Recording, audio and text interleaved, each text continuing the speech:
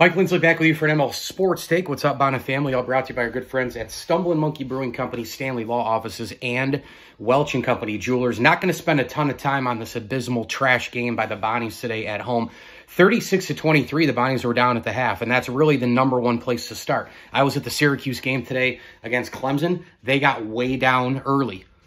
Hard to come back all the time. Hard to start double bogey, double bogey, double bogey, knowing that you have to par and birdie a bunch of holes to just stay even.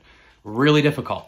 I thought a huge moment in the game, while they're not running offensive sets, not getting open shots, where's the movement and the stuff that we saw last game? Again, folks, this is why up and down, it's so hard to even get emotional. I know that most of you are, but I told you this is another reason today, another prototypical example of why I checked out a couple months ago. I'm not emotionally invested in this team anymore because of these kind of games. At the RC, down by double digits to Duquesne. Come on, man. I mean, this team just isn't that good. And what it comes down to is one of the huge moments, 25, Charles Pride makes a layup. 5:31 left in the first half.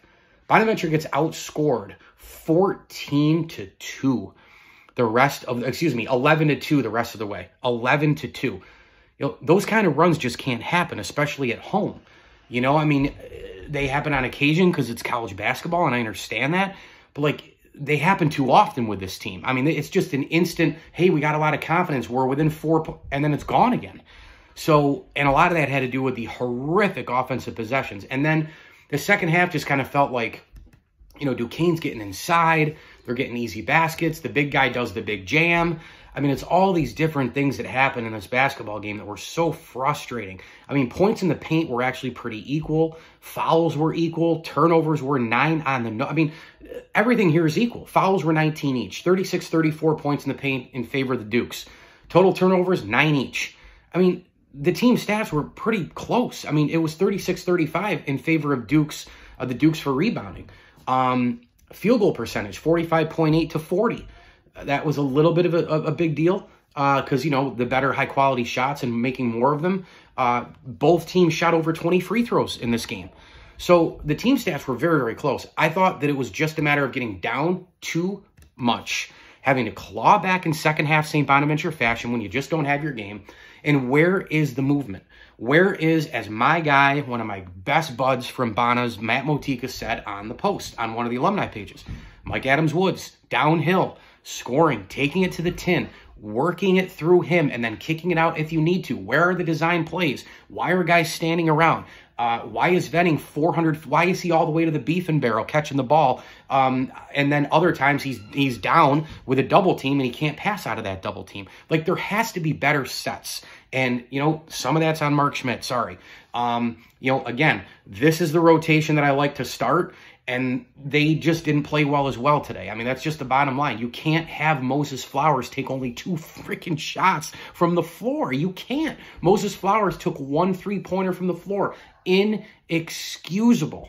Inexcusable. And again, I was talking with Jerry McNamara today. Actually, he told me a bunch of stuff about, you know, loving Oshun and some stories about Jim Boeheim loving him too, and the whole recruiting thing and how it all went down, which I knew most of it anyway, but I love catching up with G-Mac. And then he asked how Barry Evans was playing, and I told him, I said, I think he might be their best defender, but I just wish they could get 6 to 8 points out of him every game, or 10 points. Scored 3 today. So when you get nothing out of Flowers, you get 4 out of the former Jan, you got to get something out of Barry, but he can never score. You know, Banks does his thing all the time. You know, the dancing around, you know, the occasional 3 made, and then that's it. You got to get more shots for the big guys. Charles Pride today, even. Good God, 1 3-point shot. We know that Flowers and Adams and Pride can make threes. They're not a 3-point shooting team, but those 3 guys can make threes when there are design plays and more movement, getting, you know, around the perimeter without the basketball. Terrible offensive sets, horrible execution. Then in the second half, Duquesne's getting their points. Bonaventure's fighting back. It's back and forth, back and forth, back and forth. And then Bonnet kind of catches up, then they don't. They kind of catch up, then they don't. And then they're just having to, you know, when they're down 6 to 8 points late, it's like magic has to happen. They have to go down and make another huge 3, and then get another stop, and then make another 3, and get another stop. You know what? Don't get down so much. Bottom line, this team just isn't very good, folks. They're 1 loss away from double-digit losses. They're just not that good. And I told you weeks ago they'd lose another one at home, and they're going to lose at least 1 or 2 more on the road. I'm telling you right now. They're not good. They're just not a good basketball team. ML Sports Take Care, brought to you by Welch & Company Jewelers and Stanley Law Offices. Please like this video and subscribe to my channel. And as I always tell you, enjoy the games.